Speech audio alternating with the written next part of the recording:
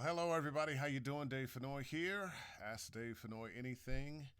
Here in these crazy, crazy, crazy, crazy times that we're living in. As I've seen several memes say, can we get a do-over on 2020? I mean, it's just gone from bad to worse to worse. And I don't know how you're feeling, but I know how I'm feeling. Trying to take care of business. I was so preoccupied with uh, police, protesters, COVID 19, uh, provocateurs trying to change the protests into something else that I forgot a gig today. I had a gig at 10 o'clock this morning. I'd gone. My agent called me. Hey, Dave, you were supposed to be doing that thing 10 o'clock this morning. And, well, fortunately, they could reschedule and all went well. But I think a lot of us are distracted like that. Um, so now, question: are you there? Have you got some thoughts? What's going on with you? I know we're all still trying to stay busy, but at the same time, there's a lot going on. Our country is in turmoil at the moment. Uh, I do have some reason for some hope, but I want to hear what you guys have to say, what you're thinking, and let me say hello to a few people. Hey, Charlie G. I'm well, hanging on if only by a thread. Michael Glover, how you doing, my friend? Well, I'll just put some people up. Rhonda D. Hall, how you doing? And there's Michael Glover, and there was Charlie Hennessy. I'm hanging in. Yes, Michael Glover, very preoccupied. I feel you. Mark Meir, my brother, other microphone. Good to see you, Dave. Hope you and yours are well. Doing well physically, not sick, concerned, troubled, um, worried for our country and where we are and what's going on. John, how are you, man? I love your beard too. And Jennifer Fennoy, cuz, what's up? Hey, be well from your South Carolina game. My grandfather enjoys you so much. Thanks. Well, thank you. And by the way, if you ever meet a Fennoy, they are related. They are. There's not that many of us, more all the time, but all related. Evan Richards, how you doing, man? John Corber over there in Asheville, North Carolina. Nice to see so many people from so many different places. Hopefully, we'll have some international folks. But I know it's Ask Dave Fennoy Anything, and I will talk about voiceover if that's what you want to talk about. But I want to know how you're feeling. What are the thoughts that are going through your mind? Just let me know. Perhaps how I feel. Well, we all have individual feelings, but perhaps how I feel as a black man of a certain age who uh, was a kid during the so-called civil rights movement in the 60s. Um, I have a perspective maybe that some of you who are younger don't have. I remember the riots in 68. I was a little kid when John F. Kennedy was killed. I remember that. I remember when Martin Luther King was killed and the riots. And there were a few sets of riots. And growing up in Cleveland, riots in my hometown. Uh, and it was all trying to, all for freedom, all for the vote, all to be able to live where you wanted to live, all for equal opportunity. Um, and so much has gotten better, but so much hasn't. And we've gone through a few years now of seeing unarmed black people being killed one way or another by police. Um, you had your phone, you're standing in the street, you were selling cigarettes, you got pulled over, and the cop didn't like you and took you to jail and killed you. Um, Why? Why? And it's very disconcerting when I see some of the comments from the police union that this young man, maybe he wasn't that young, George Floyd, the head of the police union in Minneapolis said, well, he was a crook. He was a bad person, and he got what he deserved. Something to that effect. That might not be a direct quote. But he had no sympathy for the loss of life of that man. And to see somebody just lean all their weight on that man's neck for almost 9 minutes, even after the life was out of him. It's some comfort. Is that the right word? Comfort. It's some comfort, some little bit of satisfaction that the main perpetrator was charged, and now the other three officers have been charged. But of course, we'll be waiting with bated breath. Will there be a guilty verdict? Oh, and there's my friend, Mr. Connection Open, Randy Morrison. My heart hurts for my friends in my country. Want to be helpful. And I think a lot of us want to be helpful. A lot of us don't know how to be helpful. I have a suggestion. If there's nothing else, be kind to one another. Give each other the benefit of the doubt. We have all been poisoned with this thing called racism. I'm just as likely to wonder, is this a racist person, this white person here, as someone, white person might be to, is this black man going to rob me or something? I understand not all of that is our individual fault, but we are grown people, and we can decide what to do with the thoughts that pass through our heads. I promise you, I know it has happened to you because it's happened to me. You're driving someplace and insert ethnic group person in a car that's going too slow, too fast, cuts you off, calls you whatever, and you have one of those thoughts. You don't have to surrender to that thought. You can say, you know what? That's not who I am. That's not who I'm going to be. Let's see, who else have we got here? Oh, Rhonda Phillips, I'm feeling utter sadness. I also know that I can't understand, but I can stand with you. Thank you, and much appreciated, Rhonda. You know, for a lot of us, that's the most of what we can do is understand sometimes that you can't understand. None of us get to walk in each other's shoes.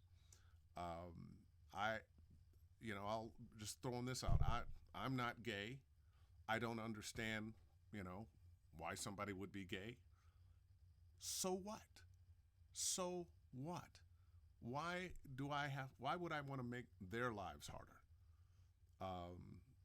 This is a country for all of us.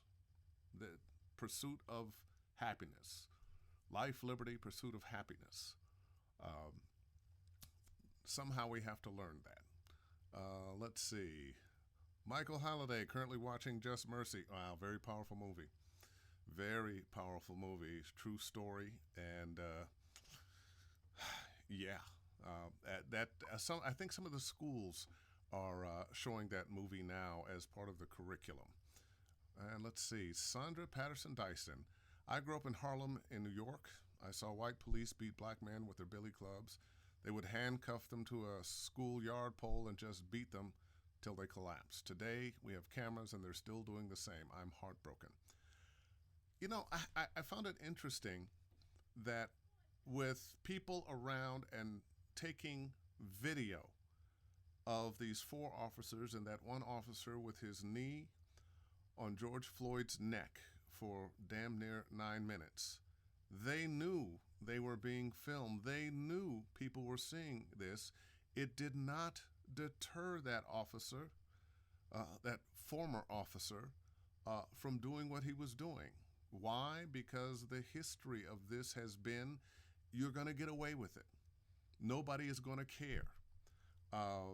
When you look at the number, just since the cell phone and the cameras on the cell phone have been out there for the past number of years, maybe 10 years we're looking back, we have seen so many black men and women killed by police, unarmed, not being a threat, killed nonetheless.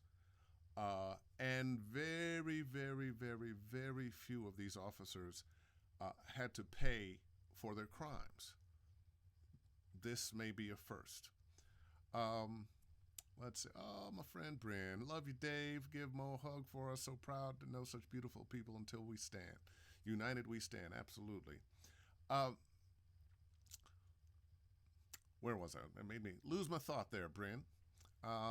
We'll just move on and see. Kate Saxon from London. How are you, Kate? Appalled at what's going on. I hope we see justice and change. And Kate, one of the things. Kate, by the way, tremendous director, and I've had the good fortune of being directed by her in a few games. And not only does she do games, she does television and theater and some other things. Um, One of the things that gives me the most hope are the crowds of protesters that I have seen. It's the Rainbow Coalition. It's some of everybody. It's all ages, black, white. If there were green, there'd be green there too, but Asian, Latino, uh, people dedicated to the idea that we are all created equal and that police brutality has to end. The murder of black people uh, by police has to end. Um, I'm very proud that although we saw a lot of looting and burning of buildings, I think it has become very clear that those weren't the protesters. Those were people who saw an opportunity to take advantage and people who were trying to change the narrative on what's going on. Uh, this gives me hope for America that people want a better country. People want fairness for everybody. So that puts a little smile in my heart, despite the fact that we are being ruled by this wannabe dictator who wants to use the military, the American military, against the American people. I'm a little worried that he's going to do everything he can not to leave office no matter what. Rhonda D. Hall, I had an appointment to see an agent tomorrow. I rescheduled due to the curfew in North Carolina. I was raised to love all people from all walks of life. Can't relate to hate or a racist person. Prejudiced against or antagonistic toward a person. And you know what? I have always, and some people will be upset with me about this, I think we're all in some ways racist. Doesn't mean we want to be. And hear me now before you go, what the hell, Fennoy? I think we've all been poisoned by the racist well that is the United States, by the messages, by how various people are portrayed, various races are portrayed on television, how we lean into the stereotypes, often for a quick laugh, that kind of thing. And by the fact that because of history, there are not that many of us that live with each other. We still have black neighborhoods and white neighborhoods and Asian neighborhoods and Latin neighborhoods. Um, and I think sometimes, that ether, what has been in the air, the things that are said, have poisoned us. And the only cure for that poison that hits us all is our will not to be what that poison is trying to make us. Once again, I'll go back to that thought. Someone makes you angry, sometimes you're reaching for the thing that you think can hurt them, and sometimes that's a racial thing. We don't want to be that. I don't want to be that. That's not a person I am going to allow myself to be. All right. Hey, Maggie, how you doing? Thank you for the yes. Appreciate it. Charlie Hennett. People. Yes, people. Theo, what's going on, man? How you doing? How you doing? Charlie Hennett. People are causing trouble for no reason. It's awful. Innocent businesses have to suffer. It is awful. That is one of the worst things. I've heard a couple of perspectives on that. Some that I agree with, some that I don't. The one that I seem to believe is there are some provocateurs out there.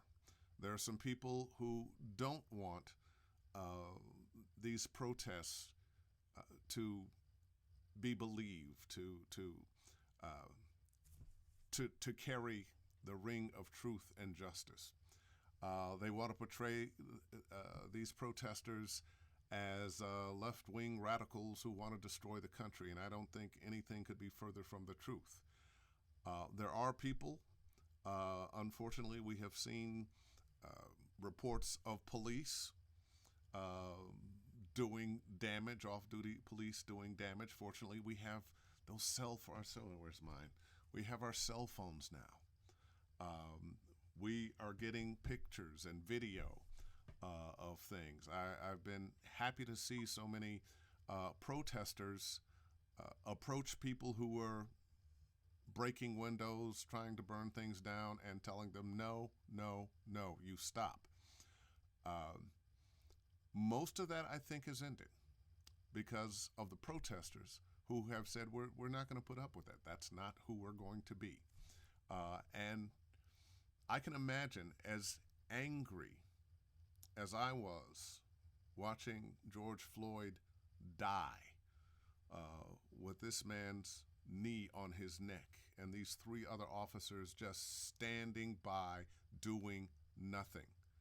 They could have said at any point along, okay, he's down, let's get him in the car and take him to jail. By the way, I heard the $20 bill that they thought was counterfeit turned out not to be.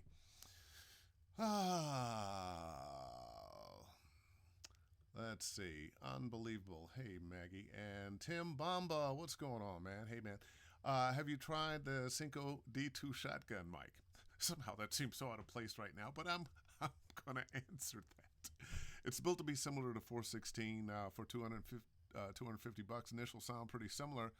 I don't know its longevity, etc. You know, I'm going to say I have not tried it, so I don't know. But you know what? Give it a shot. I mean, if you have one, give it a shot and give me a report. Not today, but later on. Okay, Michael Halliday. What I find sick about what happened to Ahmaud Arbery. Oh boy, I almost forgot about him. I mean, so much is going on. It happened on February 23rd. Then they tried to cover it up. It's sick. It's sick. It is beyond sick how much evil people can be on each other. The Dakota pipeline going through the Standing Rock. Yeah. Let me hit that again. I lost it. Standing Rock tribal lands and poisoning their water. Hispanic children locked in cages and may never find their parents again. I'm sickened. We should all be sickened by that. What's that old saying? But for chance you'd be walking in somebody else's shoes. We have to see other people as we see ourselves. Now, I'm not a particularly religious person. I do believe in a greater power. I'm not always willing to call it what everybody else calls it because I think sometimes that cheapens what that power is. I don't think of that power as somebody or something that looks like me or any other human being. I think of God, if you want to use that word, as the ultimate laws of metaphysics.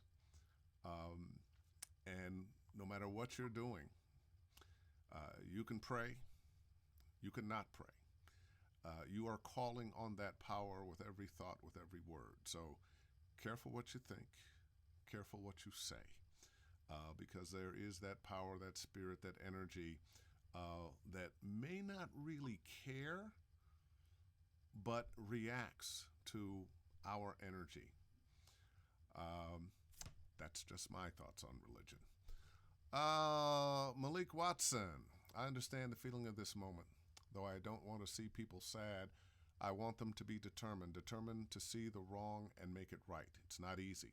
I just don't want to stop, reflect, and then forget. Malik, you make a very great point. A lot of us are sad, a lot of us are angry, and that's not a bad thing. As long as we channel that sadness, that anger into positive action. And that whether that means you're out there marching or you're writing letters, making calls to people who can help make a difference. And definitely, definitely, definitely, definitely vote in November. And not just for president, vote all the way down the line. All politics is local. If you've got a prosecutor who's racist, and you have the numbers to vote that person out and get somebody better in there, great. Then we can do that. The more we take advantage of that franchise, the better off we all will be. Why do you think they have been trying to keep us from voting for decades? Um, it took laws after the Civil War to allow the freedmen and women, well, it wasn't the women then, the freedmen to vote. Um, and once Reconstruction was over, that vote was taken away violently. And whenever there was a chance to vote, well, you have to pass this test, you have to pay this poll tax, anything to keep black people from voting. And that has continued. We're seeing it very legalized now with the excuse that, well, we want to make sure that the franchise is not abused and there'll be voter fraud. That's just slick talk for we don't want certain people to vote. I think Trump said it himself. Boy, if everybody could vote, Republicans wouldn't have a chance. Anyway, Kayla Renee, thank you, Kayla. Charlie G. Hennessy, I saw a video of elderly gentlemen shouting at looters as they were destroying his business, and it broke my heart. Yeah, imagine that. And, you know, I'm big lefty, big progressive. I'm as angry about that as the right wing and conservatives and Trumpers say they are. Especially when you're talking about in these neighborhoods where these are small businesses, personal businesses. You know, the businesses that couldn't get the loans that were just handed out to big business because of the pandemic. Those businesses that are hanging on by a thread. It's terrible that people would destroy those businesses. Some of those people are not going to be able to come back. And I hope when this is all over and the pandemic is over, we as a society can find a way to help fix. Speaking of which, I am so proud to see so many protesters come back the next day after certain protests turned into riots. I wouldn't say the protests turned into riot, but rioters got involved and smashed windows. I was proud to see so many protesters come back and clean up neighborhoods and do the best they could. And we can't forget that when the protests have subsided. Maggie Carn says, I'm good, thank you. Good, Maggie, good to hear it. Things can be repaired, lost lives can't be brought back. Bingo, bingo, bingo, bingo. You know, stuff is just stuff. Human lives are something else again. Renee Tabor, thank you for addressing this pandemonium, pandemic and a pandemonium. I worry about the internal racism and the knee we have on our own necks. So true, so true, so true. And yeah, I remember coming up. Like I said, I came up during the civil rights movement. I remember my parents taking me to a couple of marches in Cleveland, Ohio when I was a kid. A kid not really old enough to understand exactly what was going on. I grew up in a black neighborhood in Cleveland, Ohio, Glenville area. So the idea of racism was kind of abstract because all the people I knew were black when I was a little kid. By the time I went to junior high school, they sent me to a private school. I was the first black person to go to this high school. And that's a story for another time. But imagine now, I'm thinking about my 6-year-old grandson. and my daughter and her husband. And how do they explain to him? He's the sweetest little young man in the world. How do they explain to him that because of the color of his skin, doesn't matter that he has the Rainbow Coalition of friends, that he's going to a great school, and he is just the nicest kid in the world, that someone may just think, oh, he's black, I'm afraid of him. Call the police on him. And the police, he's black, I'm afraid of him. Or, I really don't think those police were afraid.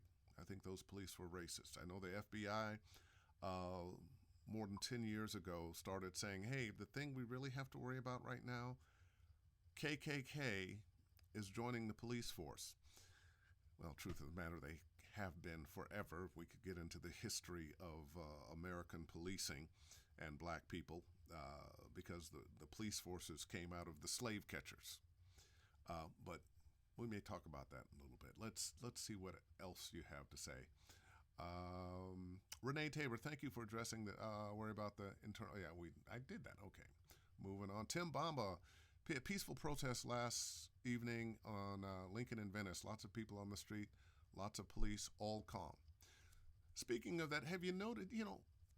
I don't want to paint the picture of all cops being bad, because they're not. And I've been heartened as well to see so many protesters and so many police hugging and talking to one another. That sheriff that marched with protesters, those police that kneeled with protesters.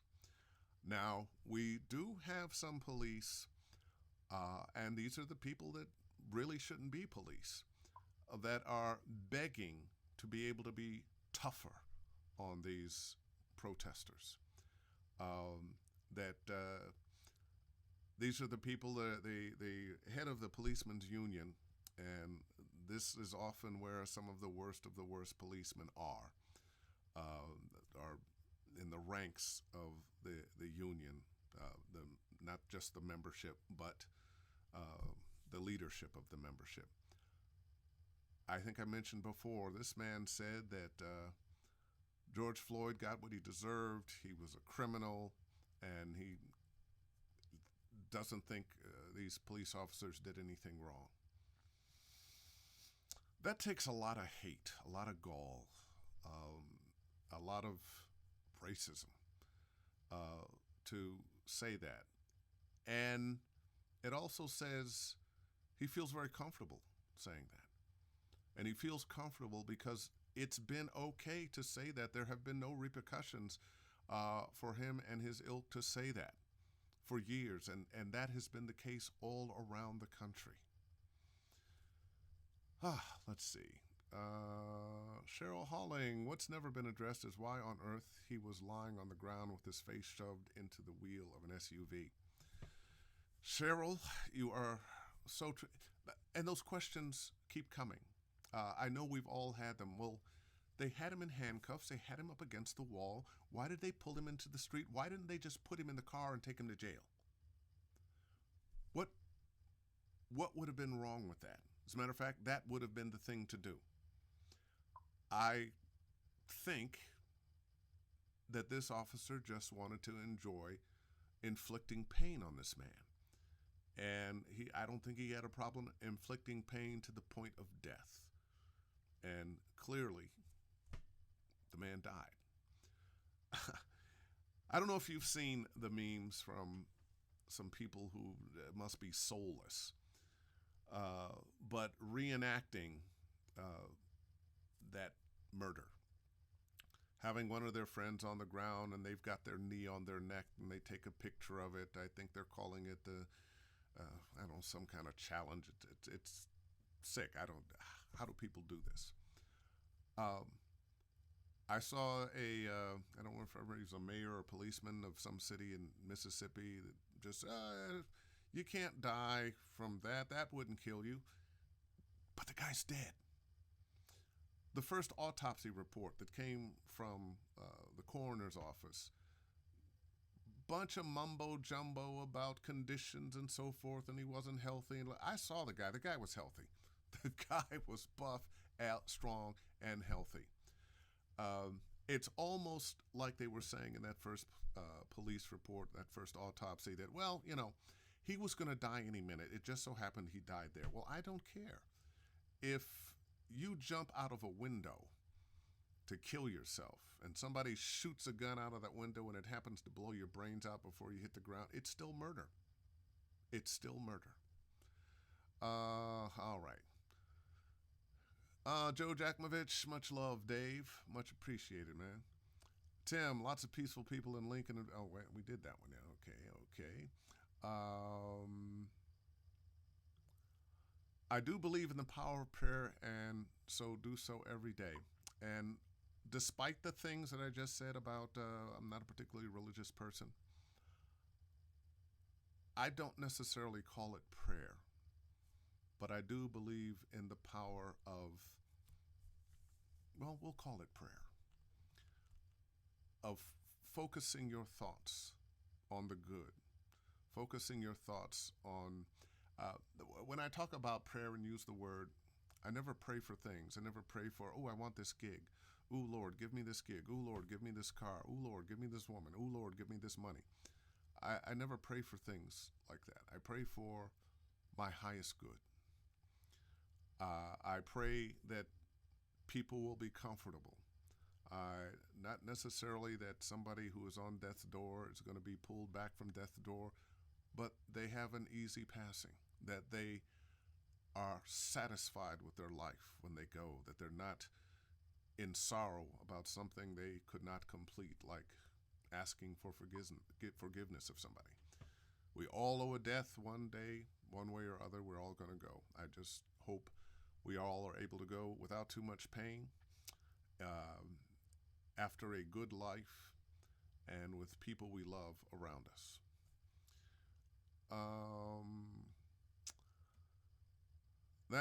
That which creates everything is everything and cannot be separated from itself. That is true. That's very much how I feel. We are all a part of this oneness. You might want to call it God. Once again, I call it the ultimate metaphysical laws of the universe.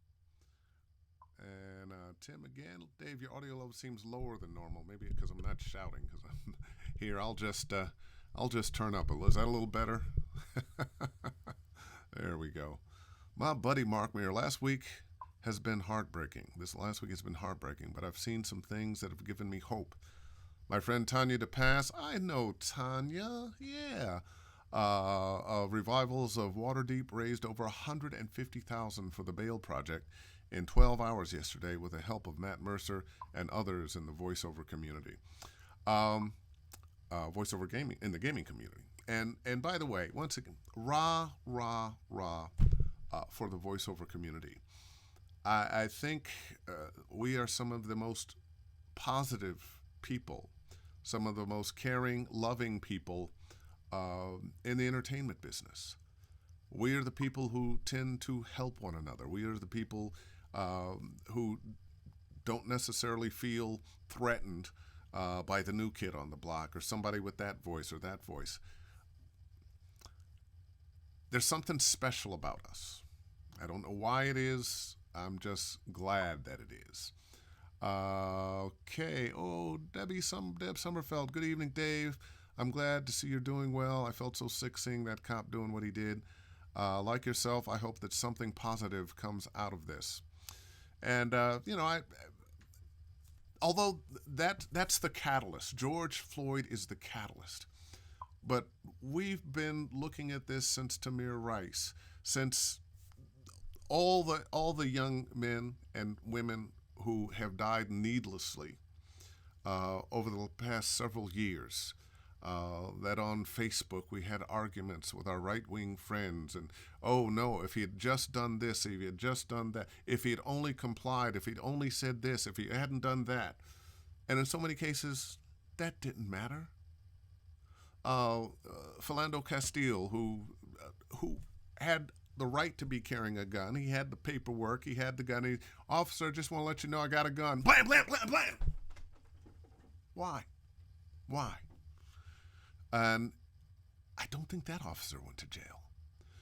The officer that killed 12-year-old Tamir Rice did not go to jail. And they keep, if they fire the guy or he leaves, quits and leaves, some other police department hires him again. These bad cops, these murder cops keep showing up over and over and over and are welcomed uh, with arms, welcomed to other police forces because there are certain people in those police forces that think this is okay, that have a bone to pick with black people and who knows who else. Relax. Let's see. Hey, Erica, how you doing? Super slow for me too. Tried on three. Super low for me too. Is it better now? Is it better now? Let's see. I can make this a little. Yeah, there. How about now? Are we better now? Okay. Um, let's get rid of that, and I think that should raise it. Trakina, exactly. Why do you think they're so scared of mail-in ballots? Exactly. We were talking about voting and how hard certain groups have tried to keep black people from voting for a century since the end of slavery. Let me pull that up. I didn't read it. Exactly. Why do you think they're so scared of mail-in ballots? Everyone would have a voice, and everyone should have a voice. And to sadly, often a lot of black people say, "Well, why am I going to vote? I don't vote. It don't mean nothing. My vote don't mean nothing." Your vote does mean nothing. Something.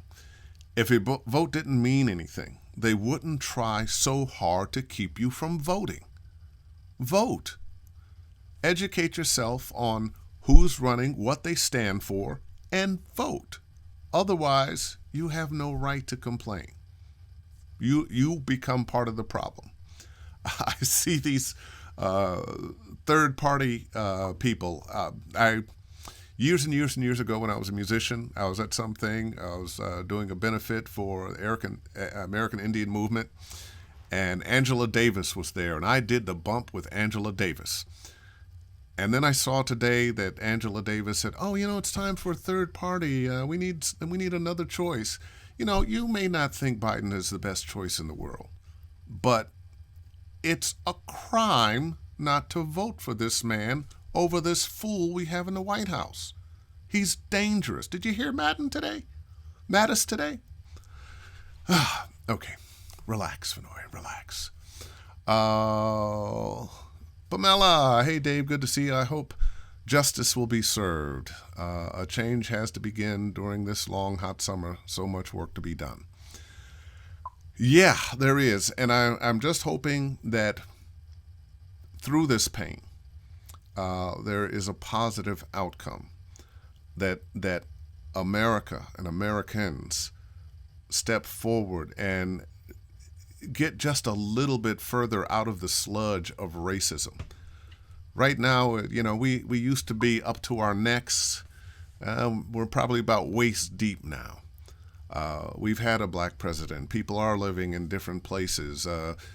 Many more black people have had the opportunity to go to school, have an education, but it hasn't ended. The systemic racism is still killing us, literally. Literally. Moving on. Trails. Hi, Dave, my friend. I hope you're doing well. Stay safe, my friend. I certainly shall. Let me say one other thing, because I'm talking about a lot of black issues today. And I think anybody that knows me knows that I am a lover of humankind. It's usually the thing you hear the racists say, "I don't have a racist bone in my body." I don't. I don't. I love people. I really do. My friends encompass some of everybody. And I love them as individuals.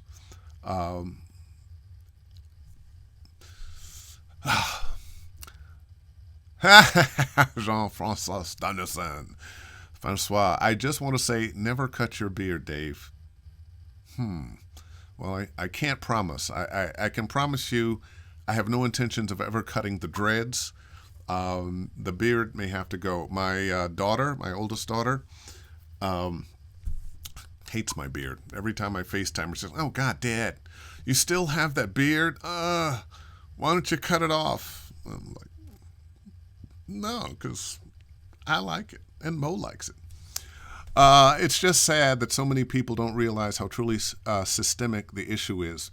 It doesn't just pervade our law enforcement justice system, but culture, and just how long it's been that way, regardless of the steps that have been made. We must all really wake the hell up. Well, you were right at the end there. You will all really wake the hell up and gather, plan, and heal. You know, Theo, you're so right. And I'm going to say, agree with you, and at the same time, I recognize the steps forward that America has taken in racial healing. But what we do is we take a step forward and then we take a step back. We take a couple steps forward, then we take a step back. We take a couple steps forward, we take a few steps back. We have to get over that. And I think one of the ways beyond the laws that need to be on the books that protect all of us, no matter who we are, we need to become acquainted with one another. There needs to be more black people, white people, Asian people, Hispanic people living in communities together. It's no accident that there are black neighborhoods and Spanish neighborhoods and white neighborhoods and Asian neighborhoods. It's almost by design to keep us apart. One of the things that happened during slavery and after, when working people in the South, white working people and black working people began to realize that their that their lives, that their dreams were much more likely to be realized if they were working together. That black people and white people in the working class had common goals and were much more likely to get the things they wanted if they would band together and bargain. But those at the top use racism. Well, at least you're not black. Tell you what, I'm going to give you a few shekels more. And by the way, can you, you're going to be the overseer. You're going to be the police person. You're going to make sure that person doesn't do well. You're going to keep him in line. And that kept working class blacks and working class whites from getting together to bargain with the ownership class in the South. They play us. They play us. Yeah, Deb Summerfeld, what a year. Can we just, reboot 2020? Can we get a restart? I saw a meme the other day. It was somebody said, well, gosh, first there was a pandemic, now the murder hornets, and then you could see off in the distance a little monster. And they said, wait a minute, is that Godzilla? Well, it didn't turn out to be Godzilla. It turned out to be this. It turned out to be the murder of George Floyd. I think there's a silver lining. I think we're going to see something positive, but we're not sure yet. We're not sure yet. Rhonda Phillips, I tried hard to explain the ALM and the BLM to several people. It's exhausting, yet I continue to see it posted a ton. How can we get through to these folks? I'm not sure that we can't get through to everybody. I don't think that is going to happen. I think we just have to keep showing up as the best people we can be and do the things that we need to do to move the needle forward. I think these protests and the protesters who have disassociated themselves from the provocateurs and the looters and are showing up very peacefully and forcefully with the message of racial harmony and stop killing innocent black people. Uh, I think that's going to be huge. This movement is all over the world now. It's in Paris, it's in London, it's in Australia, it's all over this country. I think that's the kind of thing that um, it's going to be hard to stop. I don't know that we'll get all the way where we need to be with this, but I think we're going to move the needle in the right direction this time. At least that's my hope. Um, let's see. Mohammed Ganai, volumes coming in, still coming in low? Or maybe that was from a while back. Ken Morrissey, yeah, it's good to see the police reaching out. There's a lot of good cops out there. Yeah, that was a while back. Chloe, hey, how you doing? Chloe, hi, it's good. Thank you, Dave. Michael Haskins, hi, Dave. Mark Meir, Tanya's goal for the Ball Project has been 500, by the way.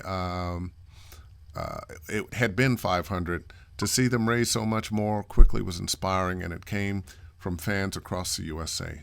Thank goodness, thank goodness. That's a wonderful thing. Back to Deb.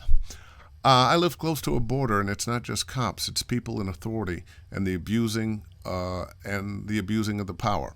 I don't know how someone could do that to another human being. Well, they do that because they don't think of those human beings as human beings. When you can dehumanize a person and say they are less than me because they don't look like me, or they don't pray like me, they don't dress like me, they don't use the same language that I use, you can dehumanize them and treat them other than human. But we're all one family, the human family. Scientists will tell you there's no such thing as race. We made it up. It doesn't really exist. Yeah, we're in different colors, but we're all human beings. Thank you, Lonnie. Lonnie Manella, ladies and gentlemen, great voice, great director. Went to the same school of life. Good to know I'm not alone. You know what? And one of the reasons I'm doing this, because I think sometimes that's what we need more than anything else, is the understanding that we are not alone. That the way we feel, the way we think is shared by somebody else. Okay. Let's see. Maggie Claus, walk slower or faster, Trayvon Martin. Yeah, right. Exactly. Lonnie, good old boys club cops perpetuate the problems. As far as police brutality, absolutely. And I'll go back to what the FBI has been saying for the past 10 years, that the KKK has been infiltrating police forces all over the country. Now, does that mean that they're all there? No. There are a lot of good cops out there. I've seen them during this protest. But we have to find a way, legally, systemically, to get rid of the bad cops. Shantae McCormick, no, the officer put 4 rounds in Philando's arm, served no time. The stepdaughter who witnessed it and the girlfriend got 0 assistance for therapy. Yeah. I didn't think he had gone to jail. Gee, I was in fear for my life. Yeah, let a black man say that. Erica, hi to you. Day, how do you do? Love that you're so unafraid to use your voice and speak your mind on these issues. Yeah, I don't know when I crossed the line. I've always been fairly political inside. Haven't always shared everything. I think sometimes you reach a point in your life, in your career, where you need to be a voice for what is right. You need to be a voice for the positive. And we're in a world now, I think sometimes when you share your thought, your pain, as a loving human being who's trying to understand and connect, I think it's a good thing. Yeah, Mattis exposed it all. I saw that, Shantae. Let's see. Okay, Michael Haskins. Concerning voting, if you live in North Carolina, can you say, move the line? Yeah. Oh yeah. Oh, I love the. We're going to close down these polling places in these black neighborhoods, and we're going to shorten the amount of time you have to vote. The early voting, we're getting rid of that. Oh no, your churches, you can't drive people to the polls. Whatever they can do. Joe Jakmovich, a former friend of mine, recently fell into racist politics. He was born in HK and found that very conservative outlets aligned with his view of China and then was taken in by the rest of their agenda. What can we do to steer our friends and families, particularly, whoops, come on back here, particularly younger ones, away from these pitfalls? That's a very good question. I don't know. I have a guy I went to college with.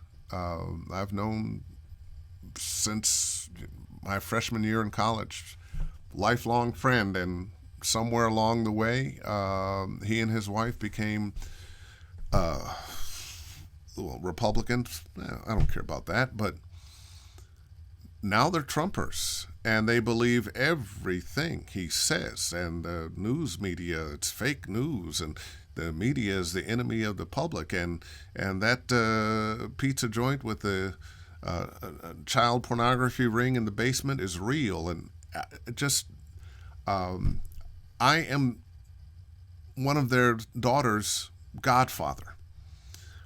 They named their son after me. And lo, these years since, I can't talk to them. I can't talk to them. They're really, actually, in their hearts, from what I know, they're good people. Something happened to them. Their souls were stolen by Fox News and Rush Limbaugh, and lies and lies and lies and lies. I don't know what we could do. I wish I could answer that question. And Maggie Carr, maybe a talking point is about fear. I think fear is often the root of everything. I don't know, so I'm afraid. And it goes from there. Which is why I said that we all need to be living in proximity with one another. Yeah, the Jewish neighborhoods in Germany were called the ghettos. Yeah, that's where we get the term. It's exactly where we get the term. And once again, there was an economic downturn. Germany had lost the war. Not that Jewish people had been popular in Europe for centuries before, but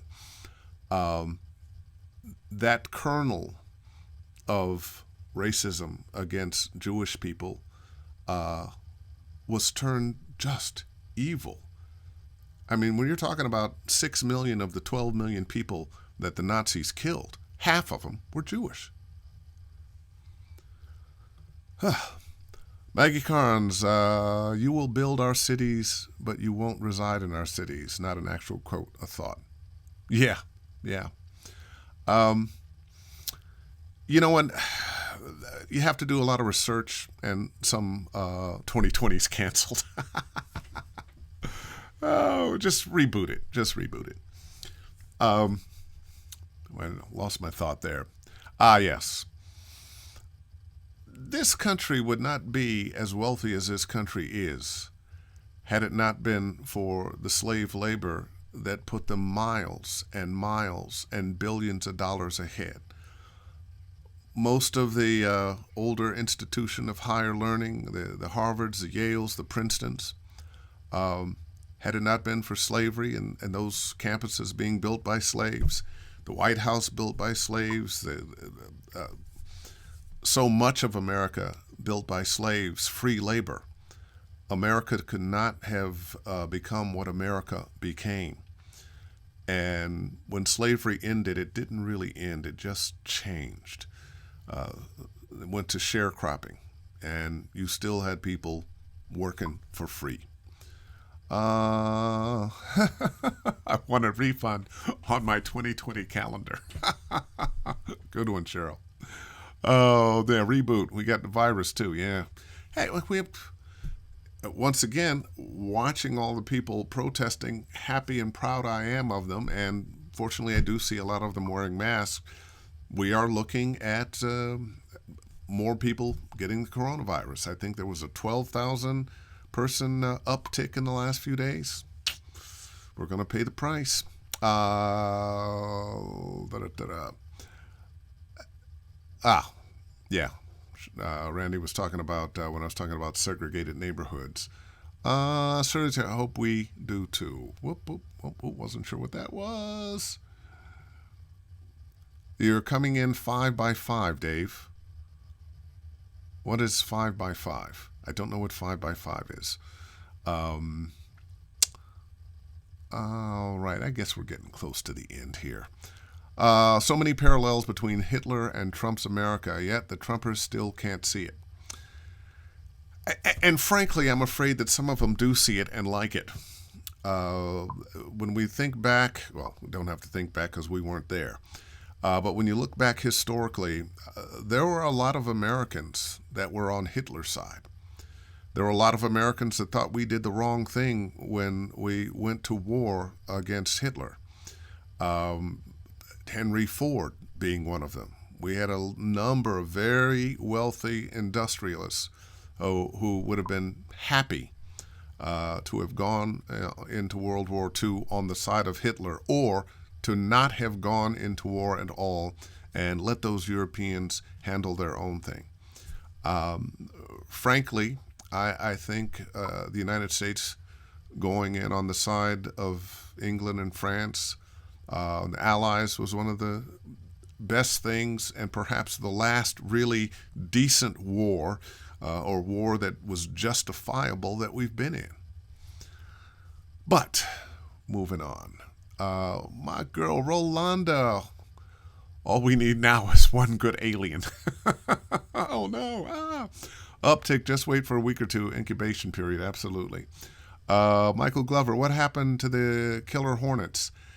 I don't know. I think they, took a look and they said, you know what? No, we ain't going here. We ain't going. Too many problems in America. We're gonna go someplace else. Cheryl Holland, gotta go. Love you all. Take care. You too, Cheryl. Rolanda, gotta love you all. Take good care. Well, there's Ro. And the locusts, yeah, there's been locusts. Did I mention the hurricane season is coming? I saw that. Great, that's all we need. Blow Florida off the map. I've always believed that so much of the media and their platforms are bought into. My big question is, what can someone do to do better in solitary of Black Lives Matter? Be a supporter of everybody. Be a supporter of black people. Understand. Don't buy into the wrong narrative, the lie, the excuse. I'm thinking of Colin Kaepernick now. Wow. Wouldn't it have been better if everybody had paid attention not to his protest, calling it, well, you're disrespecting the troops, but take it for what it is. Black people are being killed at the hands of cops illegally for no reason. But instead, because they did not want to hear that message, they turned it into something else. There's an old quote, racism is so much a part of America that when you protest racism, it's almost like you're protesting America. I hate that quote, but I think there's a certain amount of truth to it. Our original sin, we have two original sins: slavery and genocide. And we don't want to face it. And the people who are living today, who are the ancestors and benefactors of those two crimes, it's not that you're guilty. You don't have to feel guilty about that. But acknowledge this is the truth. This is what happened. We have to live with that. And you go far back enough in everybody's history, you're going to find some ancestor, some government that somebody in your ancestry was a part of did something terrible. That's the human condition. But we can do better. Racism in this country, unlike so many of our Southern brothers and sisters say, should not be a tradition. Those monuments of traitorous soldiers who wanted to secede from the Union, those were traitors. They were traitors. That's not heritage. Okay, where were we? Change is frightening when inclusion is a factor for so many. And once again, we get back to that fear. Shantae, let's see. There was a place that ran out of voting ballots yesterday in Lansdowne Avenue in Philadelphia, and a woman doing the IG live about it showed us a long line of black people all the way down the street. Black people waiting, being told no ballots are available, and it's still early in the day. That didn't happen by accident.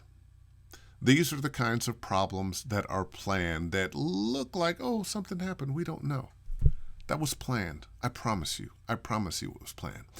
And the message is here. Voting is important. If it weren't important, they wouldn't work so hard to keep us from voting. The French would be eating Sneener schnitzels if we. Oh. Yes, they would be. 5x5 is a radio term for loud and clear. Okay, got it. All right, just a couple more. We're going to call it for today. LOL, too rough for the Murder Hornets. Thank you very much for this. Definitely took the edge off the last few days. Cheers to everyone, and stay safe out there. Dave Fennoy for president. No, believe me, I don't need that. Listen, I'm going to wrap it up today. Thank you, everybody. I think this may have done me more good than you. I apologize if you had things you wanted to talk about voiceover-wise, but I just felt like this is too important a day, too important a topic to ignore. I would not have felt right just doing the voiceover thing. Thank you for being here. Thank you for your comments, and please vote. You'll find that thing to do to help. And probably the best thing you can do is treat people like you want to be treated. The golden rule, tried and true. Do unto others as you would have them do unto you. And I will see you next week, same time, same place, Facebook Live for Ask Dave Fennoy Anything. And hopefully we'll just be back to talking about voiceover. Take care. Love you guys.